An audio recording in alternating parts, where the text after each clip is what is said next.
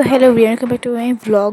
এখন দেখো রাত 12টা বাজে, আর আমি হচ্ছে যে এখন আমার বাবা আমাকে লিঙ্ক দিয়ে বলে যে আমার জন্য নাকি গিফট আনতে, কারণ আজকে আমার জন্মদিন অ্যান্ড গিফটটা বলে আনবক্সিং করতে।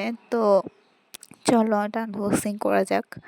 এটা আমি হচ্ছে যে খুব আস্তে আস্তে খুলতেছিলাম, র্যাপিংটা অনেক শক্ত ছিল, ওই জন্য খুলতে একটু টাইম লাগতেছিল।